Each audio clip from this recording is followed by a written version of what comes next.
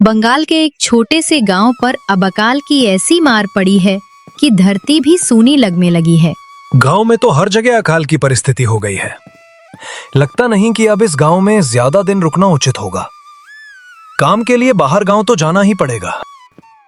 काम की तलाश में अरविंद दूसरे गांव की ओर निकल पड़ता है। चलते चलते वो विजयपुर गांव में पहुंचता है।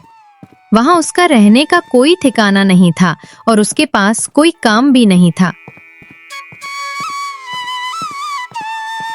थका हारा अरविंद एक अमीर किसान लाला मोहन सेठ के घर के सामने जा पहुंचता है। सेठ जी, मैं अरविंद दूसरे गांव से आया हूं। हमारे गांव में अकाल की स्थिति हो गई है। लोगों के खेत सूखे पड़े हैं और गांव में बूंद बूंद पानी के लिए लोग तरस रहे हैं। अगर मुझे आपके पास कुछ काम मिल जाए तो बहुत कृपा होगी बड़े भाई। अरे रे, लगता है तुम्हारी हालत बहुत खस्ता हो गई है। ठीक है, वैसे मेरे पास एक काम तो है, पर लगता नहीं कि तुम वो कर पाओगे। सेठ जी, आप चिंता ना करें। मुझे आप कोई भी काम दे सकते हैं। मैं वो काम पूरी मेहनत और ईमानदारी से करूंगा। अच्छा ठीक है अरविंद, तो कान खोल कर सुन लो। मेरे पास 30 गायें और 20 भैंसें हैं। तुम्हें हर रोज उन जानवरों का गोबर निकालना होगा और रोज सुबह शाम उन्हें चारा पानी देना होगा। महीने के आखिर में तुम्हें इस काम के लिए 800 रुपए मिलेंगे। और हाँ, 2 वक्त का खाना भी हमारी तरफ से मुफ्त दिया जाएगा। बोलो, क्या तुम ये काम कर पाओगे? अरे बाप रे, 30 गायें और भैंसों को संभालना आसान काम नहीं है।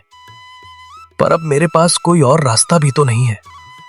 और ऊपर से सेठ जी 2 वक्त का खाना भी दे रहे हैं। ठीक है सेठ जी, मैं ये काम कर लूंगा, पर एक विनती है। हाँ बोलो अरविंद, क्या बात है? अगर आपको आपत्ति ना हो तो क्या मैं आपकी गायों के साथ गौशाला में रह सकता हूं? सेठ जी, मैं इस गांव में नया हूं। मेरा रहने का कोई ठिकाना नहीं है। ठीक है अरविंद, तुम गौशाला में रह सकते हो। जी, धन्यवाद सेठ जी। तब से अरविंद गौशाला में रहकर अपना काम करने लगा। वो रोज सुबह जल्दी उठकर गाय और भैंसों का गोबर निकालता, उन्हें चारा डालता और समय पर पानी भी पिलाता था। हर रोज अरविंद अपना काम ईमानदारी और पूरी मेहनत से करता था। एक दिन लाला मोहन सेठ अरविंद को बुलाकर उससे बोलता है, अरविंद, मुझे तुम्हारा काम बहुत पसंद आया है। तुम गाय और भैंसों का अच्छा ख्याल रख रहे हो, इसलिए दूध की गुणवत्ता भी बढ़ गई है और गायें पहले से ज्यादा दूध दे रही हैं। इसलिए मैं आज से तुम्हारी तनख्वाह बढ़ाकर पूरे 2000 रुपए कर रहा हूं। आपका बहुत बहुत धन्यवाद सेठ जी। कुछ दिन ऐसे ही बीतने लगे। अरविंद लाला मोहन सेठ के पास बहुत मेहनत और ईमानदारी से काम करता रहा।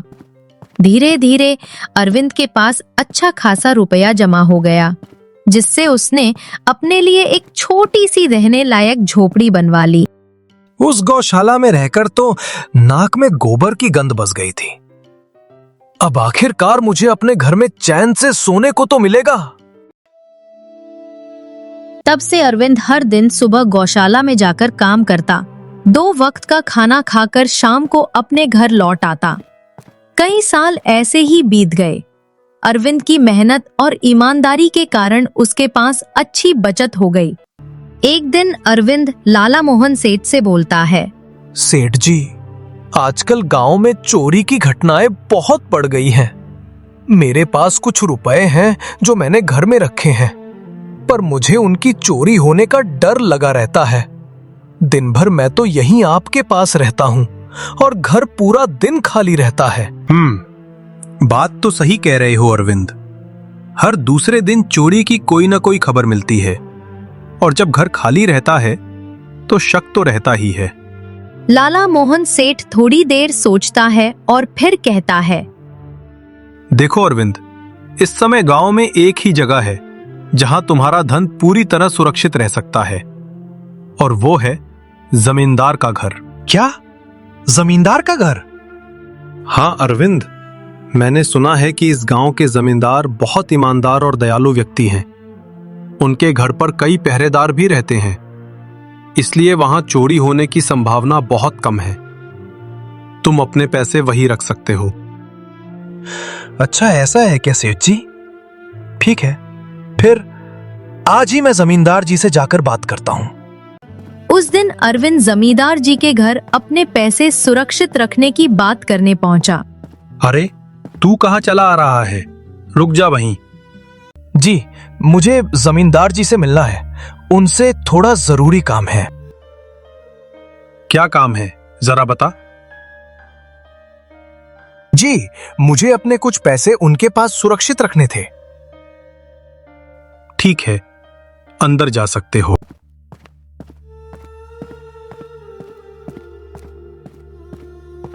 नमस्ते जमींदार जी, मैं अरविंद लाला मोहन सेठ के यहाँ काम करता हूँ। कुछ साल पहले दूसरे गांव से यहाँ आया था। अच्छा अरविंद, बताओ क्या काम है? जमींदार जी, मैं वर्षों से सेठ जी के यहाँ काम कर रहा हूँ और मेहनत से कुछ रुपए जमा किए हैं, पर गांव में चोरी की घटनाएं बढ़ गई हैं, तो मुझे डर है कि कहीं मेरे रुपए चोरी ना हो जाए। अच्छा, कितने रुपए हैं तुम्हारे पास? लगभग 10 से 15 हजार होंगे जमींदार जी। वाह, ये तो बड़ी रकम है। मैंने आपकी ईमानदारी के बारे में बहुत सुना है, इसलिए मैं अपने पैसे कुछ समय के लिए आपके पास रखना चाहता हूं। तुमने सही सुना है। तुम्हारे पैसे मेरे पास पूरी तरह सुरक्षित रहेंगे। तुम अब चिंता छोड़ दो, मैं सब संभाल लूंगा। अरविंद अपने पैसों की थैली जमींदार को दे देता है। ये पूरे 12,800 रुपए है, आप गिन कर देख लीजिए। गिनने की क्या जरूरत है? तुम तो लाला मोहन सेठ के आदमी हो, मुझे तुम पर पूरा विश्वास है। जमींदार जी, आपका बहुत बहुत धन्यवाद।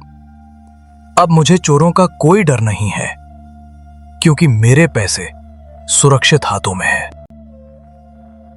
हाँ अरविंद, तुम्हारे पैसे मेरे ही हाथों में सबसे ज्यादा सुरक्षित हैं। अरविंद अब भी ईमानदारी और मेहनत से लाला मोहन सेठ के यहाँ काम कर रहा था। देखते ही देखते 2 साल ऐसे ही बीत गए। एक दिन अरविंद सोचता है, अब तो कई साल हो गए सेठ जी के यहाँ काम करते हुए। सेठ जी तो बहुत अच्छे इंसान हैं, पर अब सोच रहा हूं कि अपनी जमीन लेकर खुद मेहनत करूं, तभी मैं बड़ा आदमी बन पाऊंगा। अब जो पैसे मेरे पास हैं और जो जमींदार के पास रखे हैं, उन्हें मिलाकर थोड़ी जमीन खरीद लेता हूं। आज ही जमींदार से मिलकर अपने रुपए मांगता हूं। यह सोचकर अरविंद जमींदार जी के घर पहुंचता है। जमींदार जी, मैं अपने रुपए वापस लेने आया हूं। आपके पास मैंने 12,800 रुपए सुरक्षित रखवाए थे। अरे भाई साहब, मैंने आपको पहचाना नहीं। वैसे आप कौन हैं? अरे जमींदार जी, मैं अरविंद हूं। 2 साल पहले मैंने अपने पैसे आपके पास रखवाए थे, याद है ना कुछ? भाई, मेरे पास तो रोज कई लोग आते जाते हैं, सबका लेन देन चलता रहता है। क्या आपके पास कोई कागज या रसीद है? क्योंकि मैं तो हर काम लिखित में करता हूं। इसने कितने रुपए दिए, सबका हिसाब मेरे पास दर्ज रहता है। जमींदार जी, ये आप कैसी बात कर रहे हैं? आपकी ईमानदारी देखकर ही मैंने आप पर विश्वास किया था। कृपया मेरे पैसे मुझे वापस दीजिए। अरे अरविंद, मैं तो ईमानदारी से ही काम करता हूं, इसलिए तो सबको रसीद देता हूं। अगर तुम्हारे पास कोई सबूत नहीं है, तो मैं कैसे मान लूं कि तुमने मुझे पैसे दिए थे? नहीं जमींदार जी, मैं आपके पैरों में गिरता हूं। मेरे रुपए लौटा दीजिए। मैंने बहुत मेहनत से वो पैसे कमाए हैं, मुझ पर अन्याय मत कीजिए। अरे बस करो ये झूठ मूठ का रोना। लगता है तुम जैसे ठग मेरी ईमानदारी का फायदा उठाना चाहते हो। रुको, अभी बताता हूं तुम्हें। जमींदार अपने आदमियों को बुलाता है। इसे तब तक मारो जब तक ये बेहोश ना हो जाए। मेरी इज्जत पर सवाल उठाया है इस 2 कौड़ी के आदमी ने। जमींदार के आदमी अरविंद को बुरी तरह पीटते हैं। फिर बेबस और घायल हालत में अरविंद अपने घर लौट आता है। उसके शरीर पर घावों के निशान साफ दिखाई दे रहे थे। 2 दिन तक अरविंद दर्द के कारण काम पर नहीं जा सका। तीसरे दिन लाला मोहन सेठ खुद उसके घर पहुंचे। अरे अरविंद भाई, तुम 2 दिन से काम पर नहीं आए, क्या हुआ? तबीयत तो ठीक है ना? सेठ जी क्या बताऊं, जिस जमींदार के पास मैंने अपने पैसे रखवाए थे वो अब पैसे लौटाने से मना कर रहा है। वो बहुत लालची इंसान है। मैं जब गिड़गिड़ाने लगा तो उसने अपने आदमियों से मुझे डंडों से पिटवाया और बाहर निकाल दिया। अरे बाप रे, ये तो बहुत बुरा हुआ। मैंने तो उसके बारे में हमेशा अच्छी बातें ही सुनी थी, पर अब समझ आया कि उसकी दौलत इतनी तेजी से क्यों बढ़ी। नहीं सेठ जी, गलती आपकी नहीं है, ये तो जमींदार का लालच है। अब तो लगता है मेरे पैसे कभी वापस नहीं मिलेंगे। अरविंद, मेरे पास एक तरकीब है जिससे मैं तुम्हारे पैसे वापस दिलवा सकता हूं। लाला मोहन सेठ अरविंद के कान में धीरे से अपनी योजना बताते हैं। ठीक है सेठ जी, हे ऊपर वाले, ये योजना सफल होनी चाहिए। अगले दिन लाला मोहन सेठ बहुत सारे पैसे एक सूटकेस में भरकर खुद जमींदार के घर पहुंचे। नमस्ते जमींदार जी, दरअसल मैं कुछ महीनों के लिए दूसरे राज्य में व्यापार करने जा रहा हूं। मेरे पास लगभग 8 लाख रुपए हैं।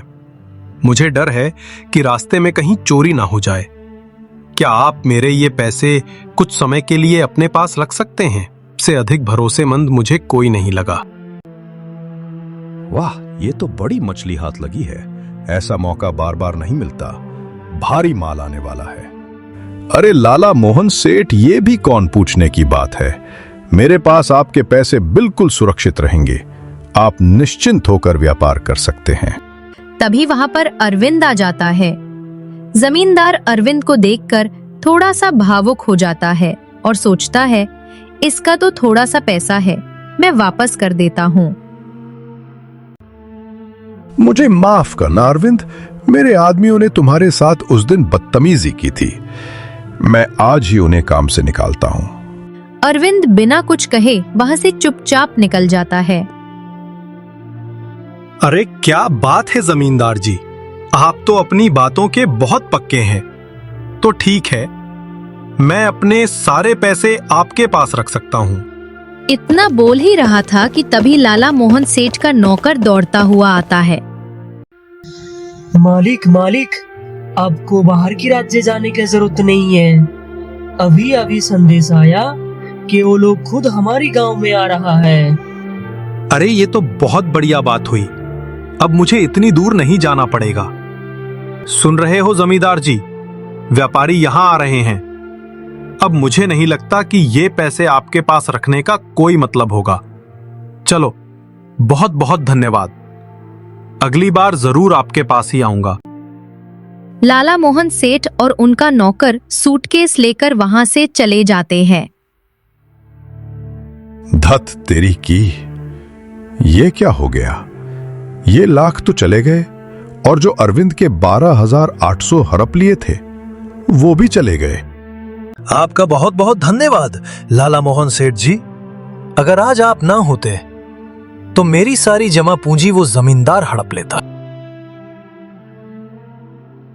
कोई बात नहीं अरविंद, जो व्यक्ति मेहनत और ईमानदारी से कमाता है, ऊपर वाला उसका कभी बुरा नहीं होने देता, और जो हराम की कमाई खाता है उसका कभी अच्छा नहीं होने देता। इस तरह अरविंद को एक बड़ी सीख मिलती है, ईमानदारी और सच्चाई कभी हार नहीं सकती।